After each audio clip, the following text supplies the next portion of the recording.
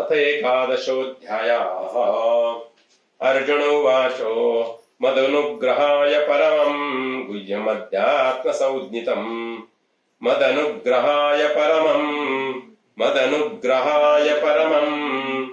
गुह्यमध्यात्मसंज्ञितम् यत्त्वयोक्तं वचस्तेन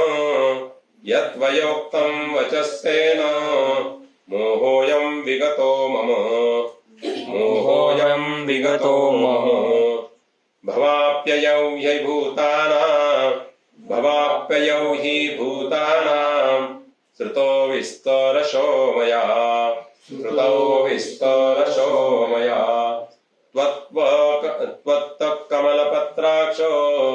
त्वत्तः कमलपत्राक्षो महात्म्यम् अपि चाव्ययम् एवमेतत् यथा तत्त्वम्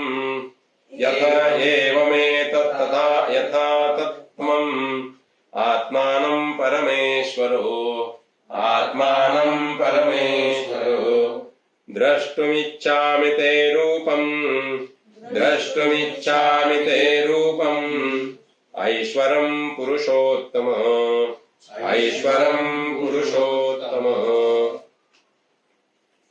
मन्यसे यदि तच्छक्यं मया द्रष्टुमिति प्रभो योगेश्वर ततो मे त्वं दर्शयात्मानमव्ययम् श्री भगवान् उवाच पश्य मे पार्थरूपाणि शतशोथसहस्रशः नानाविधानि दिव्यानि नानावर्णाकृतीनि च पश्यादित्यान् वसुन् रुद्रान् अश्विनो मरुतस्तथा बहुन्यदृष्टपूर्वाणि पश्चाश्चर्याणि भारत इहैकस्तं जगत्कृत्स्नं पश्चाद्यः चराचरम् मम देहे गुडाकेश यच्चान्यद्द्रष्टुमिच्छसि न तु मां शक्यसे द्रष्टुम् अनेनैव स्वचक्षुषा दिव्यं ददामि ते चक्षुः पश्य मे योगमैश्वरम् संजय उवाच एवमुक्त्वा ततो राजन् महायोगेश्वरो हरिः दर्शयामास पार्थाय परमं रूपमैश्वरम् अनेकवक्त्रनयनम् अनेकाद्भुतदर्शनम् अनेकदिव्याभरणम् दिव्यानेकोद्यतायुधम् दिव्यमाल्याम्बरधरम् दिव्यगन्धानुलेपनम् सर्वाश्चर्यमयम् देवम् अनन्तं विश्वतोमुखम्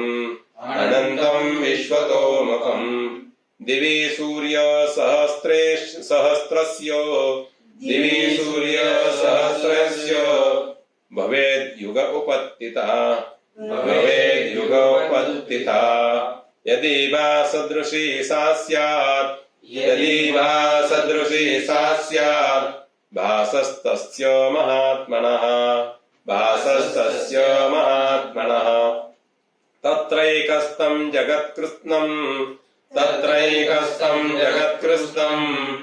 प्रविभक्तामनेकधा अपश्यद्देवदेवस्य शरीरे पाण्डवस्तथा ततः स विस्मयाविष्टो हृष्टरोमा धनञ्जयः प्रणम्य शिरसा देवम् कृताञ्जलिरभाषतो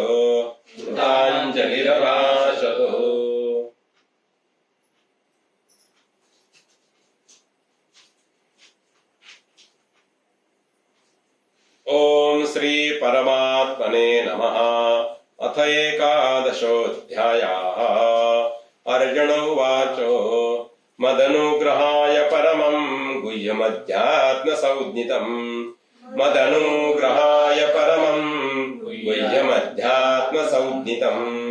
यत्त्वयोक्तं वचस्तेन मोहोऽयं विगतो मम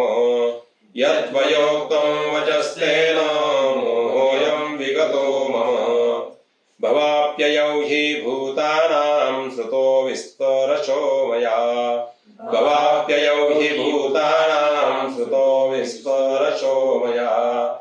तत्त्वकमलपत्राक्ष महात्म्यम् अपि चाव्ययम्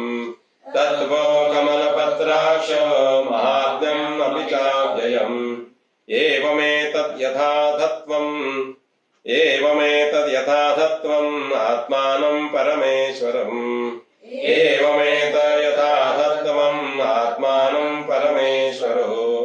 द्रष्टुमिच्छामि ते रूपम् ऐश्वरं पुरुषोत्तम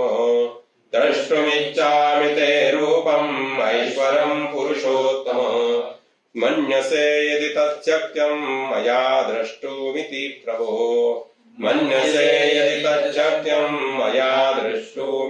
प्रभो योगेश्वर ततो मे त्वं दर्शयात्मानमव्ययम्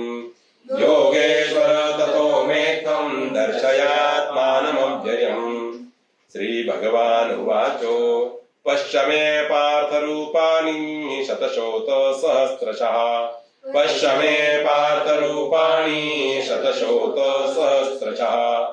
नानाविधानि दिव्यानि नानावर्णाकृतीनि च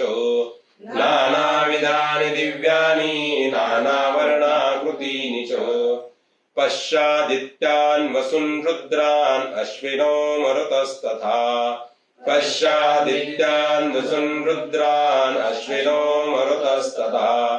बहुन्यदृष्टपूर्वाणि पश्चाश्चर्याणि भारत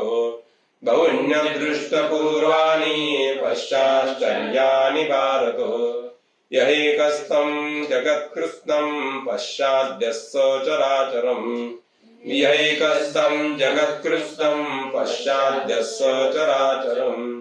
मम देहे गुडाकेश यच्चान्यद्द्रष्टुमिच्छसि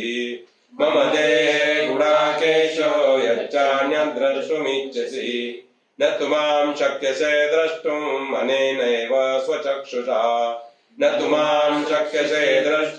अनेनैव स्वचक्षुषा दिव्यं ददामि ते चक्षुः पश्य मे योगमैश्वरम् संजय उवाच एवमुक्त्वा ततो राजन् महायोगेश्वरो हरिः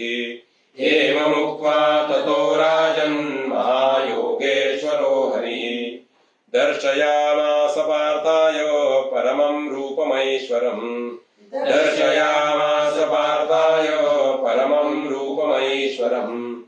अनेकवक्त्रनयनम् अनेकाद्भुतदर्शनम्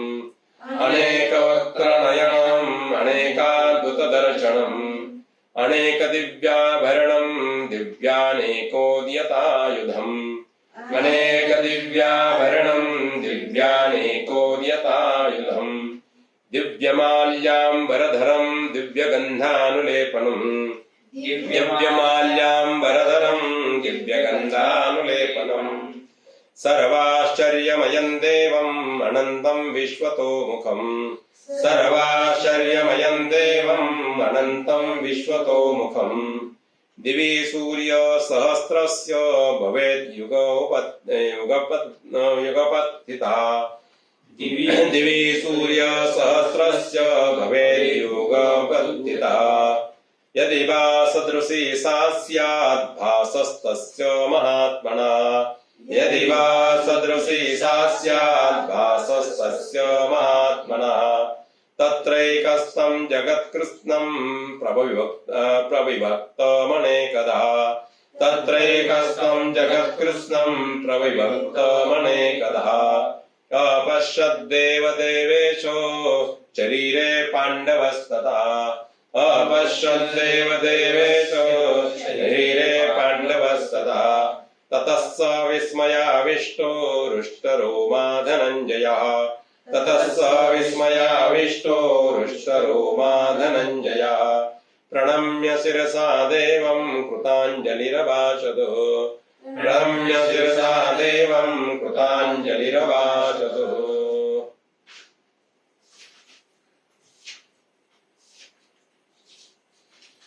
आता आपल्याला जास्ती आढळू शकेल ना असं 12वा श्लोक आहे बघा. एक 12व्या श्लोकातला पहिल्या ओळीतला शेवटचा जो शब्द आहे दिवी सूर्य सहस्रस्य भवेत युगपत उत्थिता भवेत युगपत उत्थिता.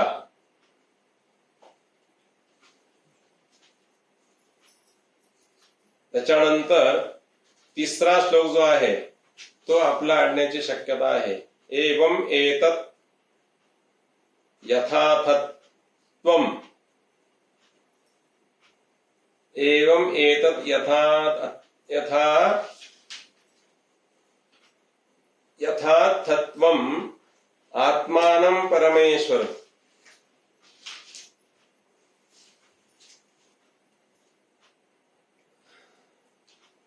अजून कुणाला काही आणण्याची शक्यता वाटते ते विचारा.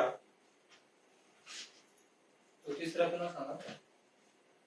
एवमेतत् यथार्थत्वम् एवमेतत् यथार्थत्वम्.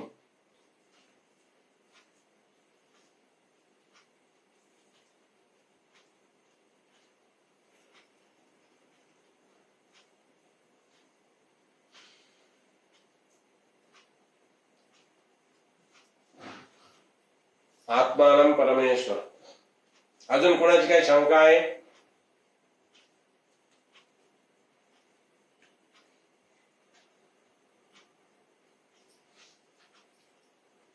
गुरुवारी 16 तारीख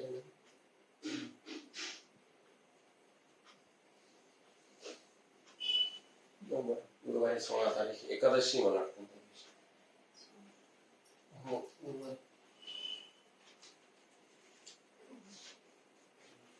नमस्कार. सगळ्यांना आवाज येतोय का? सगळ्यांचा आवाज का बंद झाला?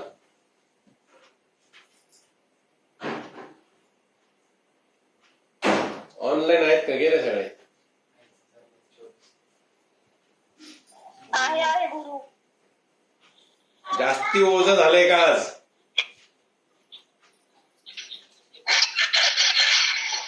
येतोय आवाज येतोय. आवाज नाही, आवाज येतोय पण ओझं जास्ती झालं नाही ना? नाही काय नाही. नाही श्वेताचा आवाज आला 4 दिवसांनी.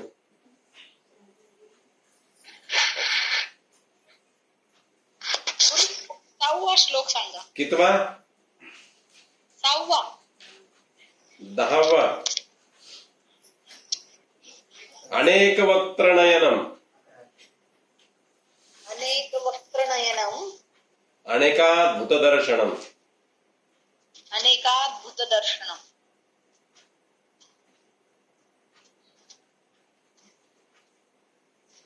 अनेक वक्त्रनयनम अनेकाद्भुतदर्शनम् अनेक दिव्याभरणम् अनेक दिव्याभरणं दिव्यानेकोद्यथा यतायुधम् दिव्यानेकोद्यतायुधम् दिव्यानेकोद्यतायुधम्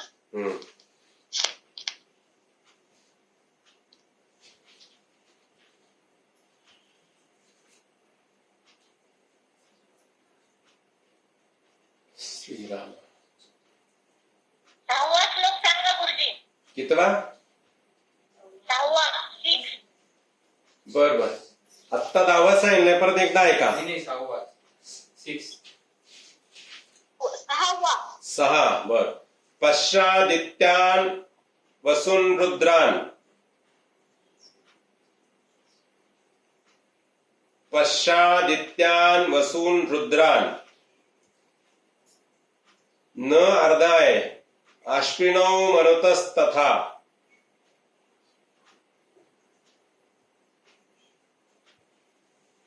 पश्चादित्यान् वसून् रुद्रान् अश्विनौ मरुतस्तथा बहुन्यदृष्टपूर्वाणि पश्चाश्चर्याणि भारत बहुन्यदृष्टपूर्वाणि पश्चाश्चर्याणि भारत. पश्चाश्चर्याणि भारत.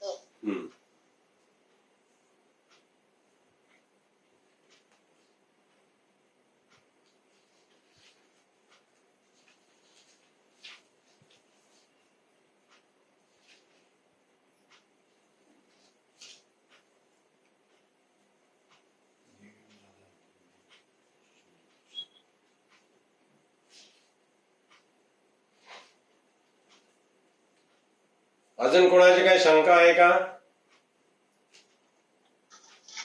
गुरु 7वा श्लोकचा शेवटचा शब्द.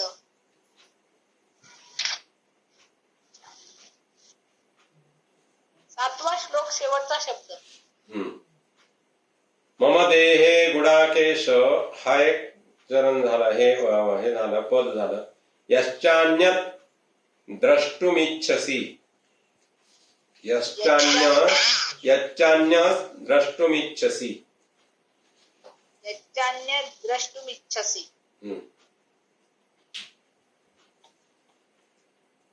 याची संधी फोड कशी होईल माहिती का? अर्थ सांगेल तेव्हा लक्षात येईल. यत् अन्यत्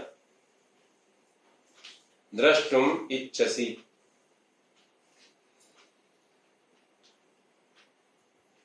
यत् अन्यत् द्रष्टुमिच्छसि.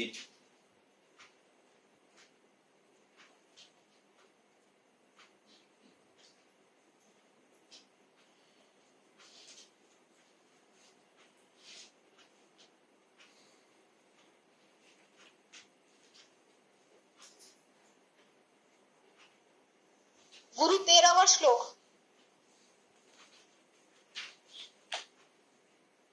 13वा श्लोक. तत्रैकस्तं जगत्कृत्स्नं तत्रैकस्तं जगत्कृत्स्नं तत्रैकस्तं जगत्कृत्स्नं प्रविभक्तमनेकधा प्रविभक्तमनेकधा.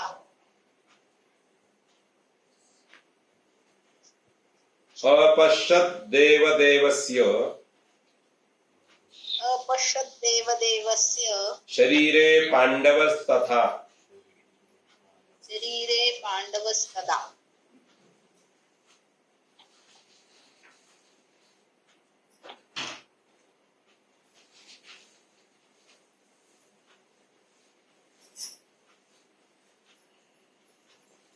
झालं?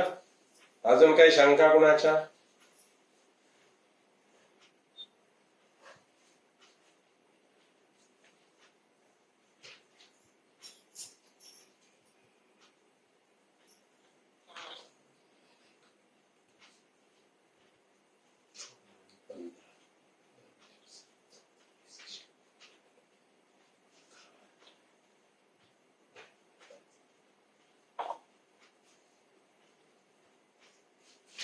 चला आपण आता थोडक्यात अर्थ बघायचा प्रयत्न करू, जेवढा होईल तेवढा. आज उरलेला उद्या बघूया.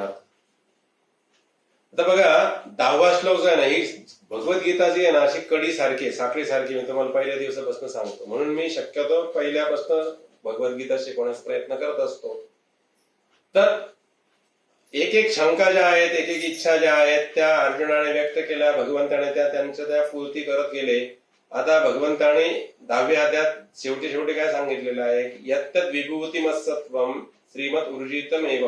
म्हणजे मी थोडक्यात तुला सांगतो म्हणे की जिथे जिथे या माझ्या विभूती आहेत तिथे काय होतं, तर सात्विकपणा, लक्ष्मी, ऊर्जित अवस्था किंवा ह्या सगळ्या गोष्टी प्राप्त होतात. कोणाकोणाच्या शरीरावरची कांती आहे ती पण त्या ठिकाणी दिसते. हे सगळे माझे अंशात्मक विभूती आहेत असं समज म्हणे. भगवान म्हणले मी पूर्ण नाही तिथे, अंशात्मक आहे, फक्त पार्शली आहे मी तिथे.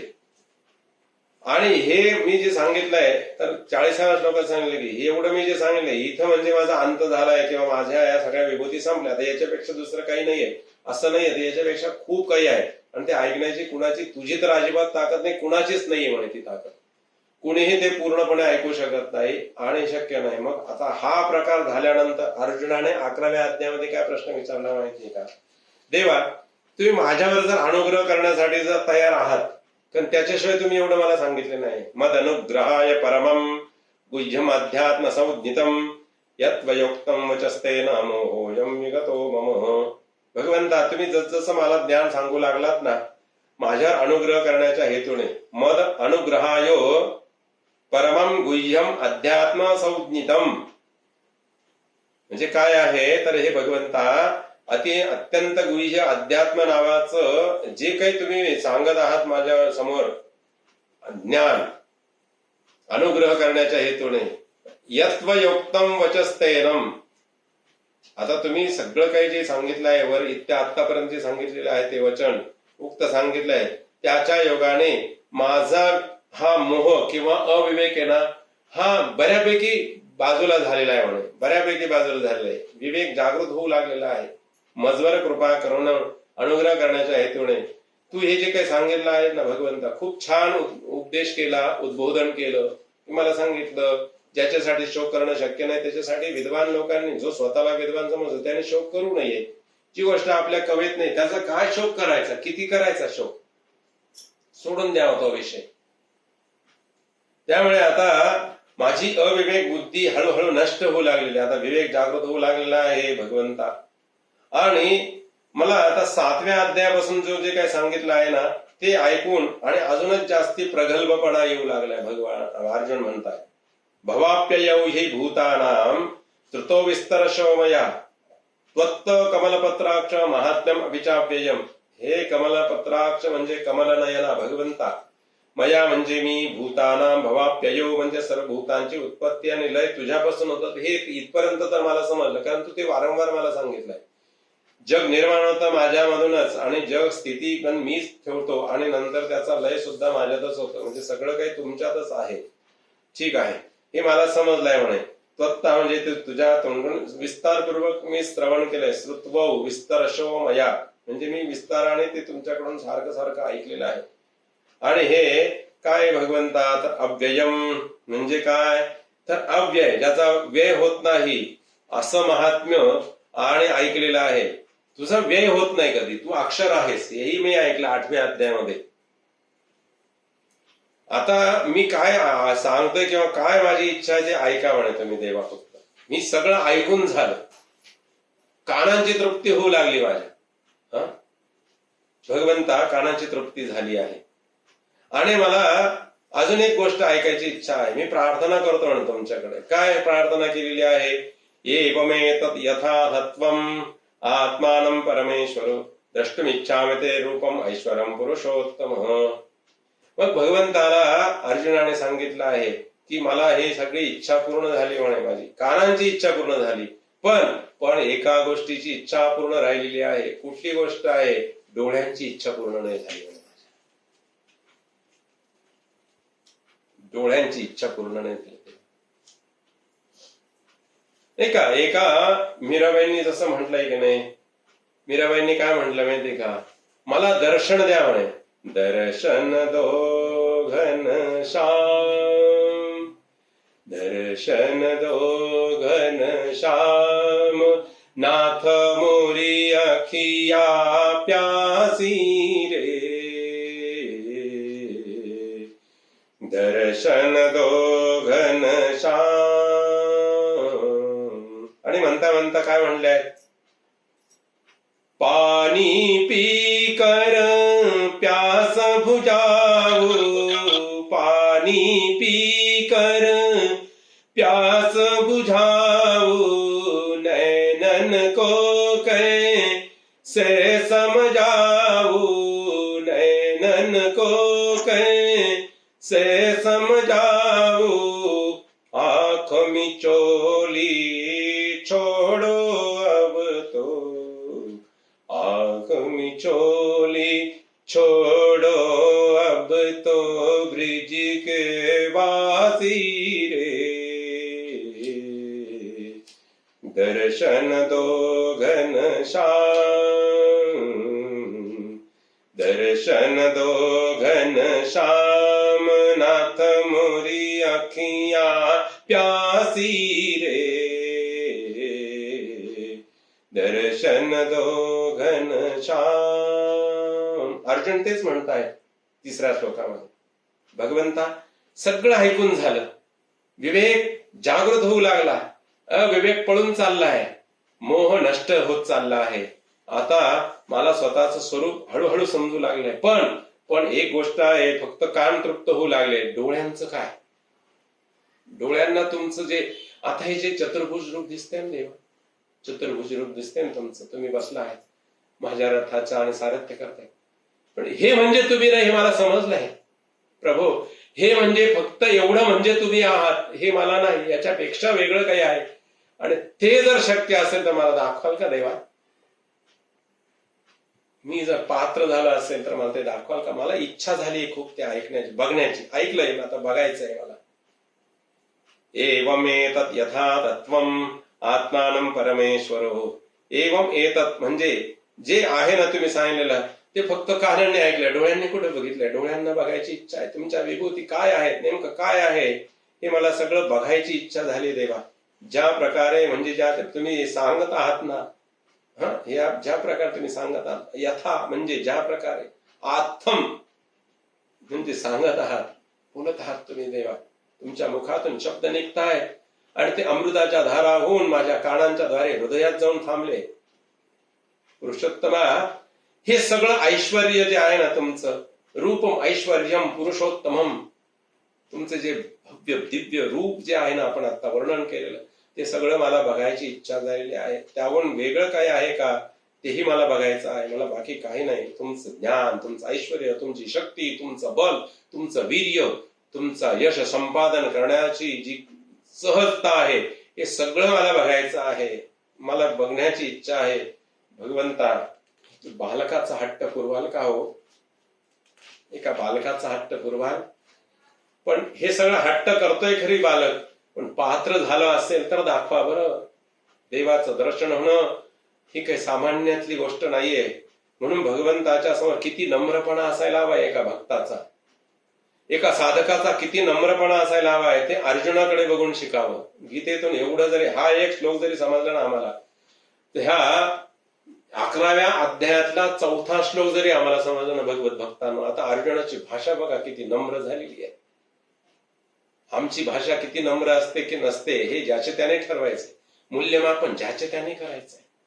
भगवंताच्या समोर आणि इच्छा व्यक्त केली, परंतु ती इच्छा व्यक्त केल्यानंतर लगेच नम्रपणा आहे. काय म्हणलंय? मन्यसे यदि तत्शक्यम. तुमच्या मनाला जर वाटत असेल आणि मी जर पात्र झालो असेल ते दर्शन घेण्यासाठी देवा, तर मया द्रष्टमिति प्रभो योगेश्वर ततो मे त्वं दर्शयात दर्शयात मानमव्ययम. भगवंता, मला ते बघायचं आहे ना सगळं अव्यय रूप तुमचं जे तुम्ही वर्णन केलं ना शब्दाच्या सर्व विश्वरूप बघण्याची अतिशय उत्सुक झालंय. माझी खूप इच्छा आहे, मला ते पाहता येणे शक्य असेल आणि तुमची जर माझ्या मर्जी बसली असेल की खरंच याला दाखवूया आता ते रूप. कारण का तुम्हीच म्हणतात हे कुणालाही समजणं शक्य नाही, कुणालाही दिसणं शक्य नाही. मग मी जर पात्र झालो असेल तेव्हा आणि तुमची जर कृपा अकारण करून जे आहात तुम्ही ते जर आज द्रवलेलं असेल ना माझ्यासाठी, तर मला ते बघायचंय देवा. बाकी काही नको मला या जगात. आहे का पात्र मी? हे सगळं करण्यास पात्र आहे का देवा प्रभू? आमच्या साधनेमध्ये, आमच्या रोजच्या उपासनेमध्ये आम्ही देवाशी इतकं नम्रपणे आणि इतकं बोलू शकतो का? बोलायला हवं की नको? म्हणून एवढा एक श्लोक समजला ना आम्हाला. अख्खी गीता समजली नाही तरी चालेल बरं. हा एक श्लोक आणि भगवंताबद्दल कसं संवाद साधावा, काय बोलावं देवाशी, कसं बोलावं. मीराबाईंनी किती नम्रपणे सांगितलंय, दर्शन दो घनश्याम. देवा दर्शन द्या, मला बाकी काही नको तुमचं. खूप मंदिरं धुंडाळे देवा, खूप मंदिरं धुंडाळे, पण एकाही मंदिरामध्ये मूर्तीच्या व्यतिरिक्त मला काही दिसलंच नाही देवा. मीराबाई म्हणत आहे फक्त मूर्ती दिसली आहे, पण तुमचं रूप नाही दिसलं देवा त्या मूर्तीतलं.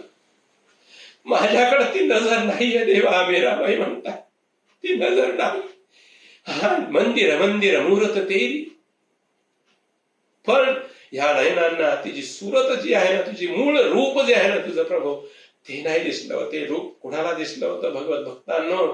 तर त्यांना दिसलं, महाराजांना दिसलं, जगतवंद्य असलेल्या महाराजांना दिसलं. ते म्हटले, रूप पाहता लोचनी सुख झाले हो साजनी, सुख झाले हो साजनी, सुख झाले हो साजनी. तेव्हा खरंच मी पात्र आहे का हो?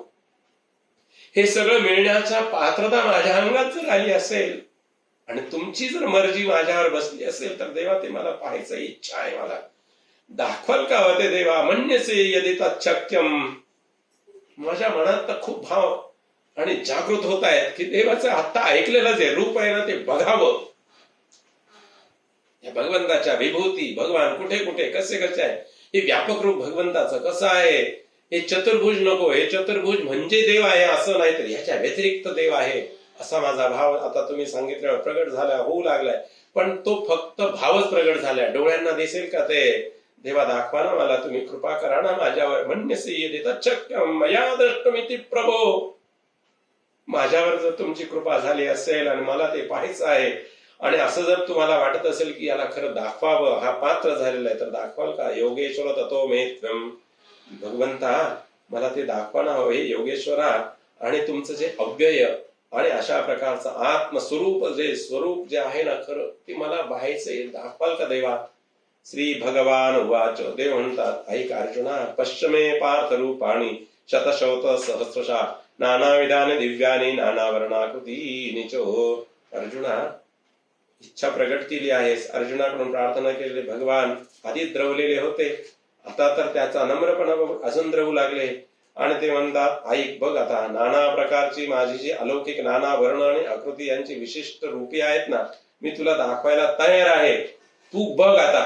आणि म्हणून त्यांनी सांगितलं, पश्चिमे पार्थ रूपाणी. अर्जुना बघ, तुला दाखवतो. शतशोत सहस्रशः नानाविधाने दिव्यानी नानावर्णाकृती निचो. आणि मग त्यांनी सांगितलं, बघायला सुरुवात कर. त्यातील काही रूपांचा निर्देश ते भगवान त्या ठिकाणी करतायत. अर्जुना दिसतंय का तुला माझ्यामध्ये काय आहे?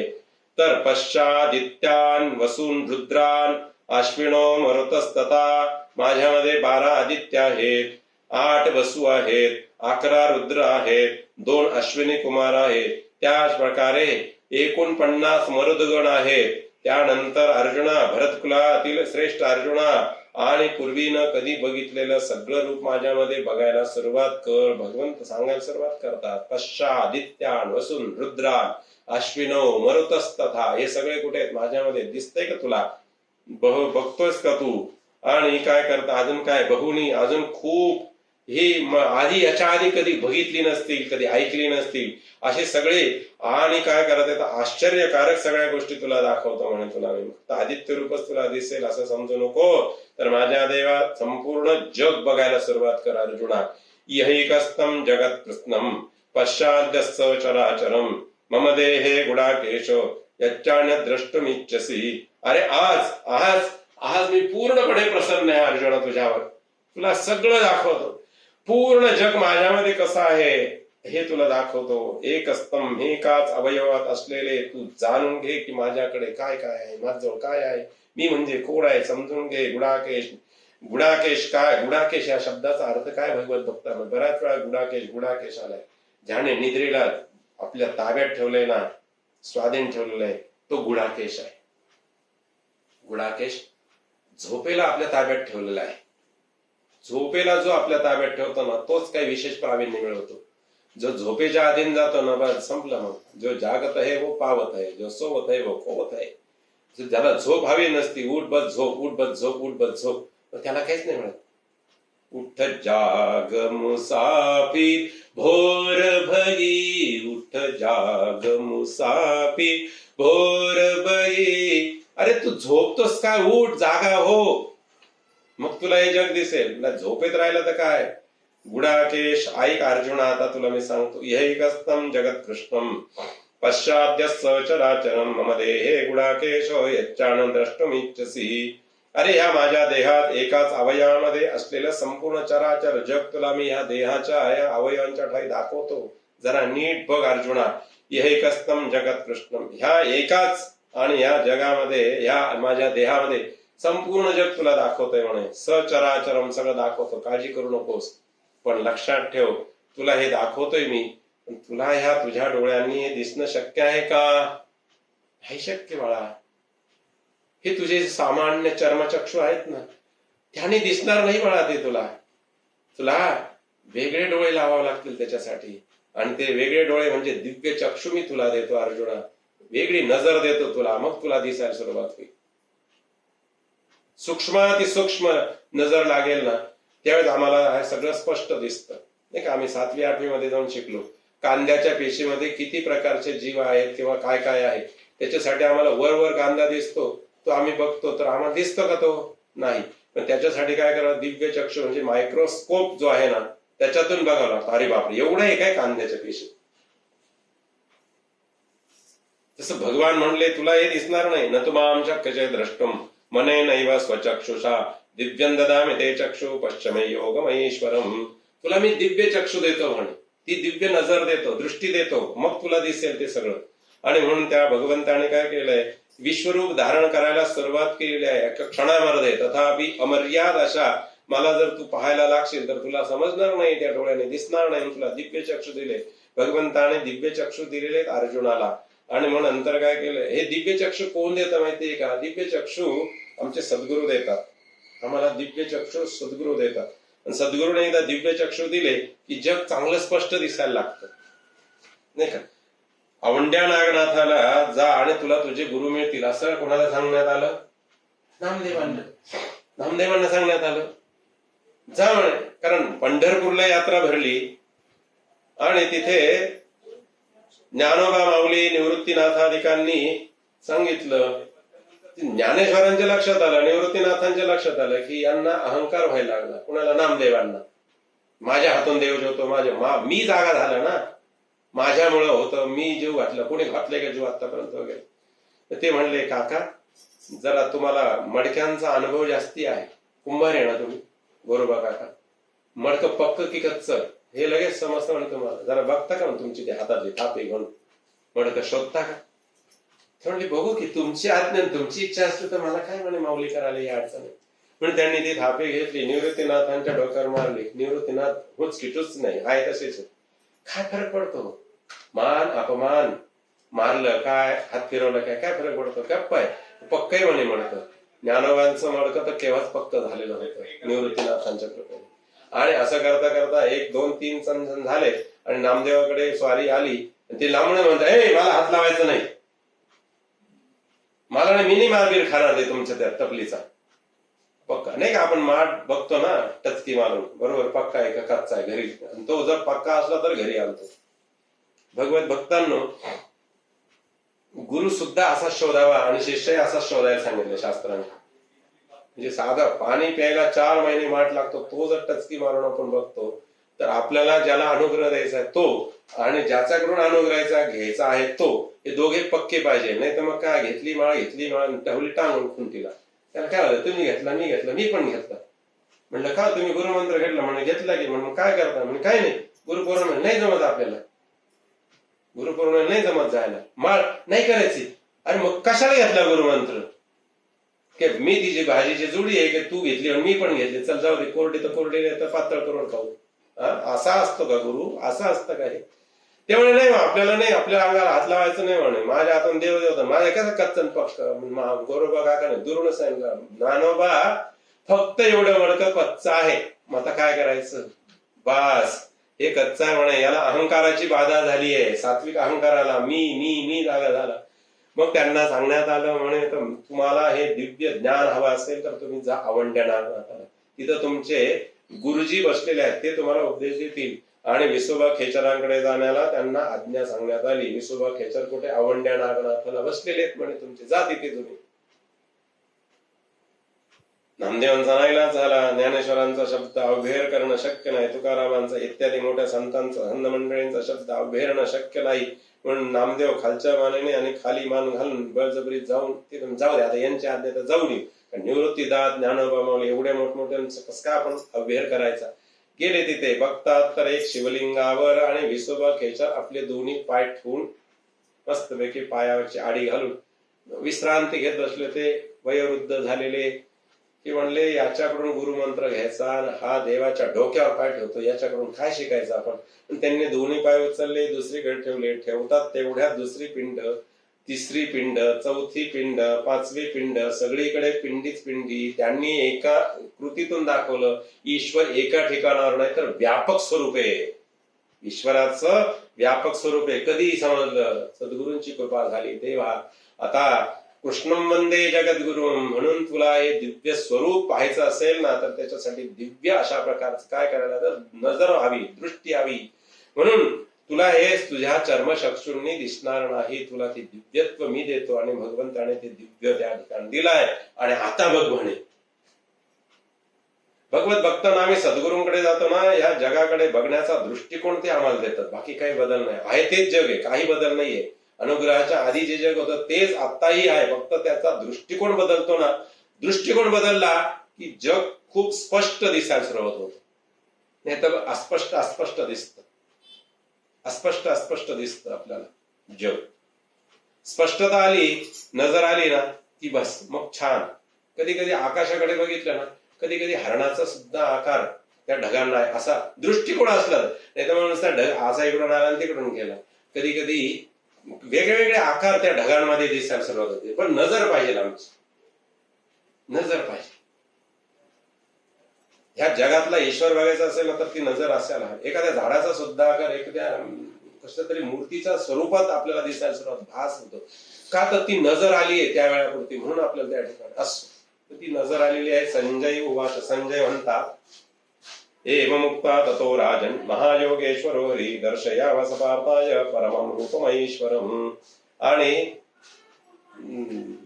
संजयाने सांगितलं आहे, हे धृतराष्ट्रा बघा, देवाला त्याने विनंती केली आणि देवाने ते रूप दाखवण्यासाठी दिव्य चक्षु त्याला दिलेले, दिव्य नजर दिलेली आहे आणि प्रत्यक्ष बघायला सुरुवात केलेली अर्जुनाने ते रूप. तर ते अर्जुनाला जे रूप दिसलंय ना, तो दिव्यत्व त्याला एका क्षणात मिळाला हो, ते दिव्य रूप किंवा दिव्य नजर जी आहे ते एका क्षणात मिळालं, कारण देव तिथं होते. आता आपल्याला ते दिव्यत्व मिळाव्यासाठी आपण आजची रात्र तरी घालूया. आपल्याला काय दिसलं अर्जुनाला ते उद्या बघू आपण, कारण आपले घड्याळ जे आहे ना 9:15 पर्यंत खेटला आहे. आणि तुम्ही म्हणत असाल की एवढी धावपळानं उडतात का, तर आपली एकादशी ज्यावेळेस आली होती ना मोठी, त्या एकादशीला आपण काय केलं होतं, तर पारायण करायच्या हेतूने 5 अध्याय पूर्ण करण्याचा आटोकाट प्रयत्न केला होता आपण. आता मला असं वाटतंय वैयक्तिक की बाबा आपल्याला जर ह्या एकादशीला, ही आषाढातली दुसरी एकादशी आहे, छोटी जरी असली तरी आपल्याला जर हे दिव्य भगवंताचं व्यापक रूप जे विश्वरूप दर्शन जे एकादशीच्या आधी जर आपल्याला प्राप्त झालं, तर पारायण करायला अजून मजा येईल आपल्या सगळ्यांना. आणि आपल्याला परत देवाच्या समोर जाऊनच पारायण करायचं. आपण शक्यतो एकादशीचं पारायण हे मंदिरातच करायचं आता जवळजवळ प्रयत्न करत आहोत.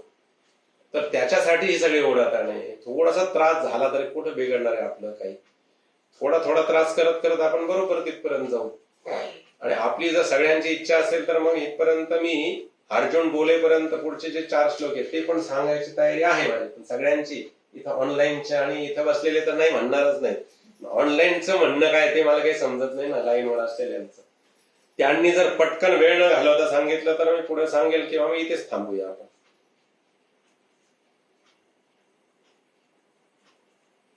चालेल चालेल घ्या गुरुजी घ्या. चालेल. चालेल. संजयाने काय सांगितलंय राजाला? ततः म्हणजे एवं मुक्त्वा ततो राजन् महायोगेश्वर हरी दर्शयामास पार्थाय परमं रूपमईश्वरम. हे झेपेल ना रे बाबा? हो. 10 मिनिटं, 15 हो. मिनिटं. लॅपटॉपला युट्यूब साठी.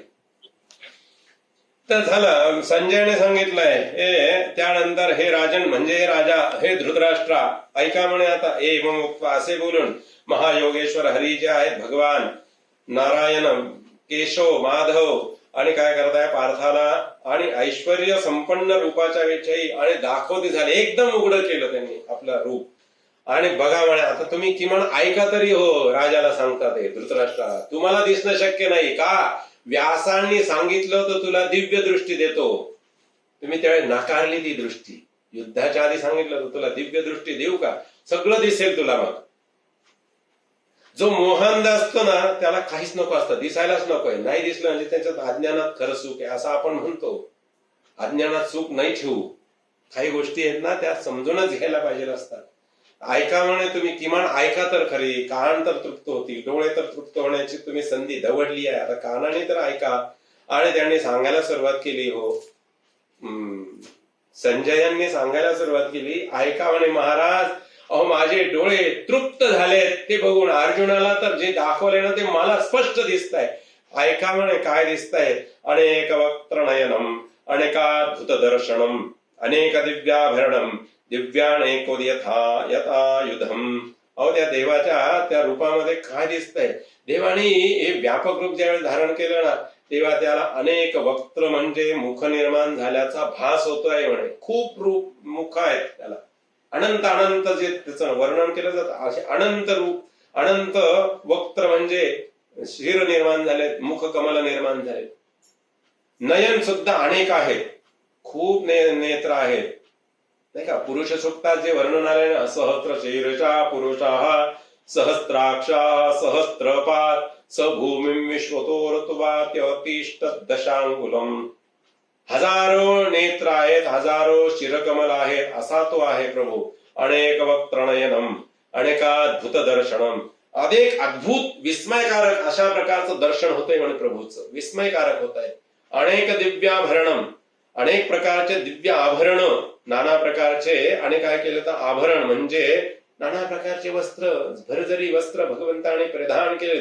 नाना प्रकारचे रूप जे धारण केलेले आहेत ना त्या नाना प्रकारच्या रूपामध्ये नाना प्रकारचे वस्त्र आभरण धारण केले. अनेक अनेक दिव्यानेकोत यथायुधम. दिव्य अशा प्रकारचे आयुध प्रत्येक त्या देहामध्ये भगवंताने एकाच देहातून अनेक देह निर्माण केलेले आहेत. आणि एकोहम बहुश्यामाः हे भगवंताला निर्गुण निराकारामध्ये करायचं होतं किंवा त्या ठिकाणी त्याने ते केलं. पण अर्जुनावर विशेष कृपा आहे म्हणून अर्जुनाला एकाच रूपातून अनेक रूप धारण करून दाखवले आहेत, अनेक रूप धारण करून दाखवलेले आहेत. आणि अनेक रूपामध्ये अनेक प्रकारचे अलंकार, अनेक प्रकारचे वस्त्र, अनेक प्रकारचे आयुध धारण केले भगवंताने. आणि प्रत्येक ह्या देहावर दिव्य माल्याम्भर देवाधरम दिव्य गंधानुलेपणम सर्वाश्चर्यमयम देवम अनंतम विश्वतो मुखम. आणि राजन ऐका बरं, त्या देवाने काय काय केलेलं आहे. नाना प्रकारचे दिव्य गंधांचे आणि अनुलेपन करून घेतलेले नाना प्रकारचे दिव्य आणि अशा प्रकारचे गंध सुगंध जे अंगाला लेपन केलेले आहेत देवाने. त्यानंतर काय आहे त्याचे सगळे अवयव आश्चर्यमय. आणि देव खूप प्रकाशमान दिसत आहेत म्हणे, खूप प्रकाशमान आहेत देव. देव कसे आहेत तर देव प्रकाशमान आहेत, खूप आश्चर्यकारक सगळं दिसत आहे. आणि त्याचा अंतच लागत नाही म्हणे या सगळ्या गोष्टींचा. अर्जुनाला दाखवलं की अर्जुनाला दिसलं दोन्ही गोष्टी समान आहेत. मलाही ते दिसत आहे म्हणे, कारण मला व्यासांनी दिव्य दृष्टी दिली आहे. तुम्ही ऐका, किमान दिव्य कथा कीर्तन तरी ऐका देवाचं. म्हण देवा ऐका तुम्ही राजन. दिवी सूर्य सहस्रश. आणि सूर्य हजार सूर्यांची प्रभा एका ठिकाणी गोळा झाल्यानंतर जेवढं तेज दिसेल ना तेवढं तेज सगळ्या मूर्तींमध्ये देवाचे जेवढे व्यापक रूप धारण केले ना देवाने सगळ्यामध्ये सहस्त्र सहस्त्र. आणि काय त्या संपूर्ण आकाशामध्ये दिवी सूर्य सहस्रस्यो. दिवी म्हणजे हा द्यूलोक नक्षत्रलोक, हे जे आकाश आहे ना हे सगळं त्या प्रकाशाने, हजारो सूर्यांच्या प्रकाशाने दैदिप्यमान प्रकाशमान झालेलं आहे म्हणे. जणू भवे भवाहा काय आहे तर भवेत युग उपस्थितः. आता एकाच वेळेस आणि काय केलं तर युगपद हे एकाच वेळेस काय झालं तर हे सगळी प्रभा एकाच वेळेस उत्पन्न झालेली आहे म्हणे. समजायच्या पलीकडे आहे म्हणे. हे जर आपण भगवत भक्तांनो जर कधी सूर्योदय बघितला असेल ना, सूर्योदय अगदी सूर्य उगवतानाची जी प्रभा असते तेव्हा एक वेगळं चैतन्य असतं बघा. त्याला कोणी कोणी तांबड फुटलं असं म्हणतात, म्हणजे ग्रामीण भाषेमध्ये.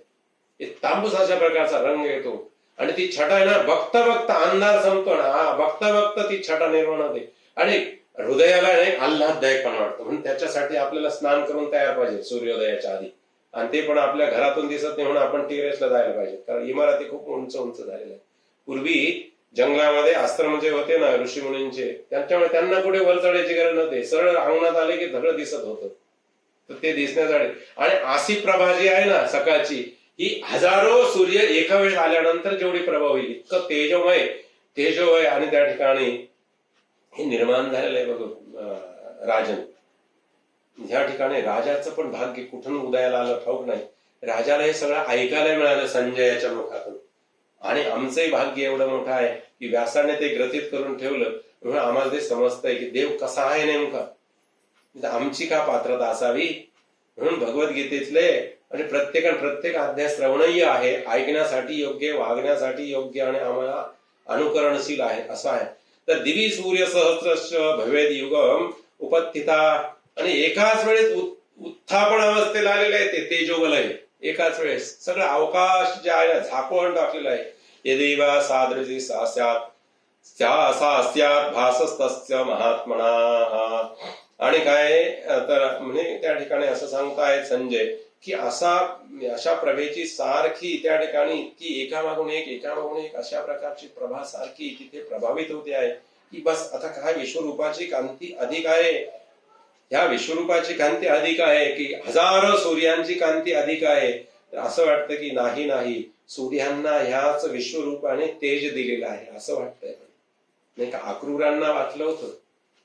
अक्रूर ज्यावेळेस सायंकाळच्या समयाला आले ना मथुरेला आणि सोनेरी किरण जेव्हा बटेतून अशी रस्ता शोधत त्या नंदबाबांच्या दरबारामध्ये सायंकाळच्या समयाला गायींना वनामध्ये चारून घेऊन आलेले निलांबरधारी पीतांबरधारी ज्यावेळेस आले ना, त्यावेळेस सोनेरी किरण जे आहेत सूर्याची ती आणि त्या भोयांवर आणि त्या सोनेरी जावळेच्या बटेवर ज्यावेळेस पडली ना, अरे बाप रे बाप, अर्जुन तर अक्रूर तर घायाळ झाले. अक्रूर म्हणले वा रे वा, काय देवा, काय भाग्य आहे, हे दिसतंय मला देवा. तो सुंदर अशा प्रकारचा जावळाचा भार आणि मातेने जेव्हा बांधला आणि त्याच्यावर जे मोरपीस लावला आणि त्याच्यावर जेव्हा सूर्याची किरण पडली, ती सोनेरी बट जावळाची आणि ती पापणी, ती भुवई आणि त्याच्यावर बसलेले रजकण, धन्य ते धुलीचे कण ते देवाच्या पापणीवर जाऊन बसले, त्या सुंदर बटीवर जाऊन बसले, सोनेरी बटीवर जाऊन बसले. धन्य आहे त्या धुलीकणांची. माझ्याकडे एवढं भाग्य आहे. अक्रूर म्हणतात माझ्याकडे कुठे एवढं भाग्य आहे की देवाच्या इतक्या जवळ जाईल मी. माझ्याकडे नाही एवढं भाग्य. इतकं भाग्य आमचं कुठे आहे. तसं संजय म्हणतात राजन, अहो हजारो सूर्यांचं तेज झाकळून जाईल की काय असं वाटतंय म्हणे. या प्रभूच्या या दिव्य आणि अतिशय कांतिमय ह्या देहापुढे हजारो सूर्यांचं तेज झाकळून जाईल की काय असं वाटतंय. अर्जुनाने एवढेच त्या विश्वरूपात पाहिले नाही तर अजून काय पाहिलं ऐका म्हणे. तत्र एकस्ता जगत कृष्णम प्रभविभक्त म्हणे कदा अपश्यद्देव देवेश शरीरे पांडवस्तथा. आणि एवढंच नाही बघितलेलं तर अजूनही तुम्हाला सांगतो म्हणे. म्हणून राजाला संजय सांगत आहे हे सगळं एकाच देहामध्ये बघितलं आहे. प्रभूच्या एकाच देहातून हे सगळं निर्माण झालेलं आहे. तत्र एक देव ते सारखं वारंवार सांगत आहेत ना अर्जुनाला, अर्जुना संपूर्ण जग माझ्यापासून निर्माण होतंय रे आणि माझ्या हातच विलीन होत आहे. मी आहे तोपर्यंतच त्याची स्थिती राहते. हे जे सांगितलं होतं ना, प्रत्यक्ष अनुभव अर्जुन घेतोय अर्जुनाबरोबर. राजन, मला सुद्धा तो अनुभव येतोय व्यासांच्या कृपेने. तत्रैकस्तम जगत्कृष्णम आहे इथेच आहे. प्रभुविभक्त म्हणे कदा अपश्यत देवदेवस्य शरीरे पांडवस्तथा. आणि अनेक प्रकारे विभक्त असलेले आणि तो अर्जुन भक्त झाला. बघता बघता भगवान नारायण जे आहेत हातामध्ये जे दोर धरलेले होते ना, त्या दोराच्या ऐवजी आता वेगळंच काहीतरी रूप त्या ठिकाणी अर्जुनाला दिसायला सुरुवात झाली. देव, पितर, मनुष्य इत्यादी भेदाने अनेक प्रकारे अत्यंत विभक्त झालेले समस्त जगत देवादे देव जो हरी यांच्या शरीरात पांडव म्हणजे अर्जुन पाहता झाला. भगवानांचे ते विश्वरूप पाहण्याच्या वेळी अर्जुनाने त्या सर्व जगत बघितलेले आहे आणि भगवंताने जे वारंवार सांगितले सगळं जग माझ्यापासून निर्माण होतो, मी आहे, माझी इच्छा आहे तोपर्यंत ते राहतं आणि मला नको असेल त्यावेळेस प्रलय होतो ना, लय होतो, माझ्यातच होतो. हे सगळं अर्जुन त्या ठिकाणी डोळ्याने बघू लागलेलं आहे. अर्जुनाने काय केलेलं आहे आणि अर्जुनाने काय केलं नंतर संजय सांगतात. हे सगळं बघितल्यानंतर अर्जुनाने एकच काम केलं जे प्रत्येकाला करायला हवंय. आम्हाला देवासमोर गेल्यावर आम्हाला प्रत्येकाला ते करायला हवं. तत विस्मया ततस्स विस्मया विष्टो हृष्टरोमा धनंजया. अंगावरचे रोम आहेत ना हे पुलकित झाले. अर्जुनाने ते रूप बघितल्यानंतर अगदी रोमावळी एकदम खडी झाली. 4 मिले 64 खिले 20 करे कर जोड. हरिजन को हरिजन मिले उठ कडे 7 करोड. काय झालंय, 2 हरिभक्त जेव्हा एकत्र मिळतात ना तेव्हा 4 मिले 64 खिले. दोघांचे डोळे, याचे 2 त्याचे 2 एकत्र मिळाले आणि 32 जे आहे ना दातांची 64 खिले, 32 दात खळखळवून हसले. काही संकोच नाही हसताना. आम्हाला हसताना सुद्धा संकोच आहे, कारण एकदम जर दात दाखवून हसलं तर नाही का मग ते म्हणतात काय वेडेपणा आहे, किती विभत्स असतो. नाही, हरिभक्ताला जेव्हा मिळतात ना तेव्हा 32 बाहेर पडेल का काय अशी इतका खळखळून हसतात. तोच खरा आनंद आहे. आणि हे ह्या देहातले 3.5 कोट आणि समोरच्या देहातले 3.5 कोट असे 7 करोड ऊट खडे 7 करोड. हे रोमांकित झाले का, तर मला आज हरिभक्त भेटला. हरिभक्त नव्हता भेटला अर्जुनाला, प्रत्यक्ष हरिव्यापक रूपात भेटला होता. आणि म्हणून हरीच्या दर्शनाने अर्जुनाच्या अंगावरची रोमावळी पुलकित झालेली आहे. हृष्ट रोमा धनंजया. सगळे रोम, अंगावरचे रोमावळी एकदम उभ्या राहिल्यात. प्रणम्य शिरसा देव. अर्जुनाने मागचा पुढचा विचार न करता क्षणाचा विलंब न लावता देवाला प्रणाम केला. देवा धन्यवाद तुला, केवढी कृपा आहे देवा आमच्यावर, त्या पामरावर केवढी कृपा आहे. एवढं वेगळं फक्त म्हणायचा उशीर की लगेच ते एवढं मोठं दर्शन दाखवलंय देवा, बस काय बोलू तुमच्या पुढे. आणि अर्जुन नतमस्तक झालेला आहे त्या देवाच्या समोर. प्रणम्य शिरसा देवम कृतांजली रभाषत. हात जोडलेले आहेत आणि नम्रपणे सासू नयनाने देवांचं वर्णन स्तुती करू लागला. देवा काय बोलावं तुमच्या विषयी. अर्जुन वाच. आता अर्जुनाने जे सांगितलेलं आहे ना ते मात्र आपण उद्या बघू. झालेली सेवा देवाच्या चरणी अर्पण. गोपाल कृष्ण भगवान की जय.